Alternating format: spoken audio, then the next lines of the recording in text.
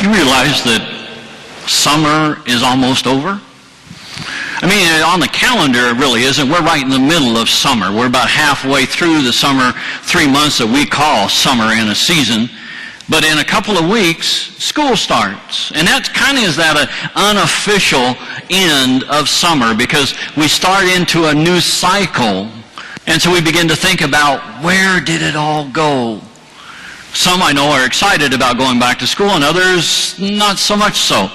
But in this particular instance, I want to think about summer. What is it in summer that we haven't quite gotten to do yet? What in summer have we not had an opportunity to take advantage of yet? I mean, we've done lots of things around in the summertime, in the month of June and July. I mean, we've done lots of things. This being the first Sunday in August, it seems like just everything has kind of slipped away, and maybe we haven't found and done everything that we wanted to do.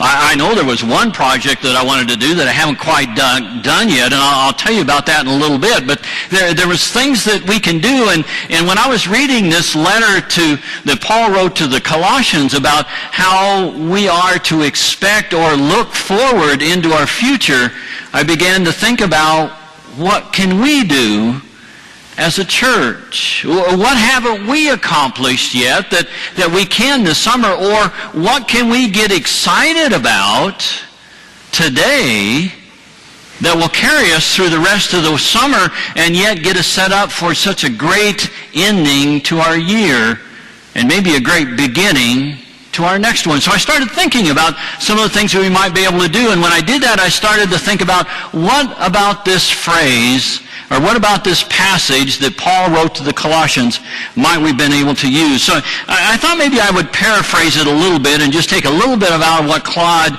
said and put it to you this way. If you have been raised with Christ, then live like it. Don't get dragged down into ordinary, casual living. Live like people who are alive in Christ.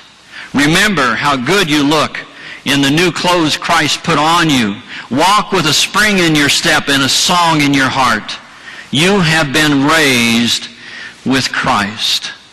I mean, when you think about it in that particular instance, in that way, then we have got lots of things that we need to do if we want to be in the image and use what God has given us to make a difference in the world, to make a difference in our own community, to make a difference in our own congregation. What can we do?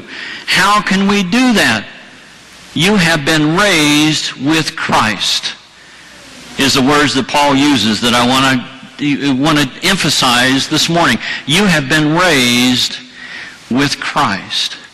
Now, I know he was trying to encourage this new church that he had established, that they were trying to figure out what being a follower of Christ was all about, and maybe we think we've got all that figured out already. I mean, about 2 centuries later, we think maybe we can figure it out now, but maybe we can't. Maybe we need to be encouraged or strengthened in certain areas so that we can do what Christ has called us to do. So what does living like Christ look like? Living like we have been raised with Christ means that we take faith off of the shelf and we go into the streets. It means to realize a fresh way in which Christian faith can do so much and be so much. To think of faith as a verb instead of a noun. To show people that we really do care about them. So if we really want to do that, let's consider a few things that might tell us what being this raised with Christ might be all about. First of all, when we are raised with Christ, we can dare to live tomorrow's life today. You see, we get that promise from Christ that says, I will be there before you even get there. God has promised that the world tomorrow is a world that he has already created. There's nothing surprising out there that he hasn't found or established already. And when we get there, if we're following Christ, then we should fit right into God's plan just as easy as slipping into new clothes. One day when things are right, I will do this, or I will love you more, or I will be more kind, I will trust more. Those are the words that pop into our mind when we try to establish ourselves today instead of tomorrow. Today is the day to live like this because we've been raised with Christ.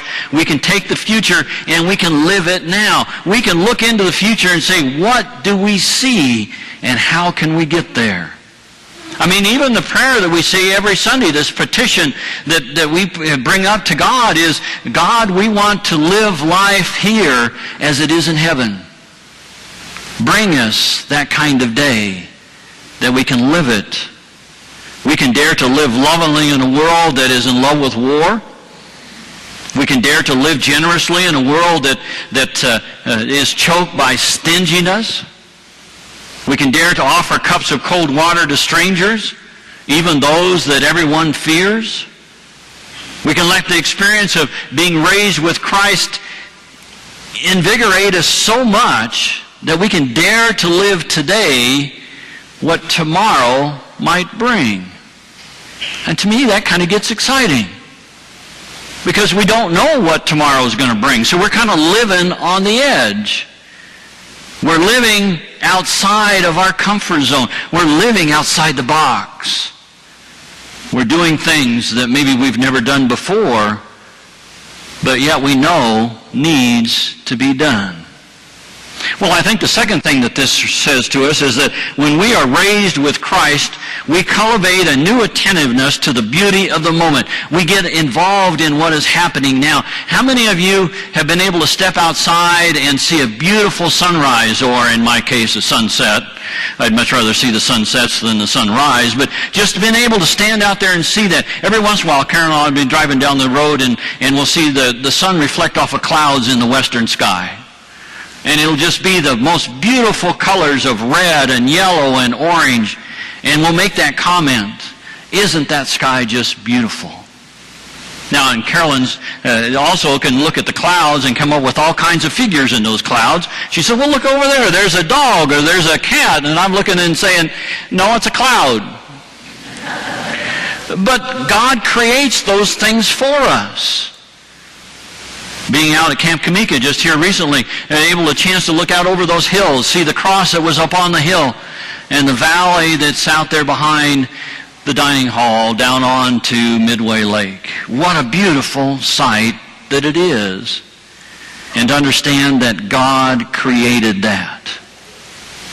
Now, I also look at my grandkids and my children, and I see them sitting there in front of the television watching a movie with their cell phone in their hand while they're texting their friends, while they've got their computer sitting here over on the side and they're keeping up to date on what's going on Facebook. I mean, they're multitasking with the best of them. I have trouble paying attention to the television and hear my wife say anything. See, I'm single-tasked, not multitasking. So I know that there's ways in which we can do more than one thing at a time. So why not use that ability to reach out to others, to be able to do not only what we would like to have done, but also what others need to have done. Where we might be able to do the things like Jesus did them. He felt the touch of a woman who needed him when all kinds of hands were trying to reach out and touch him. He heard the cry of a blind man over the turmoil of the city. And he knew that a woman's thirst was greater than just a cup of water coming out of a well. If we could learn to be that kind of follower, then we could satisfy all those things that the world is demanding of us. We would be able to satisfy and be present, not distracted by the world, but present in the world, and making sure that others know who Christ is because they see it in us. But also to be raised with Christ is to live with a clear vision about what is important and what is not.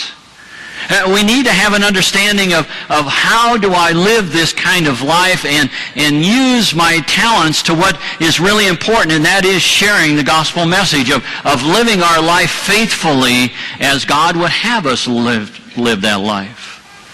Not how the world would have us live it, but how Christ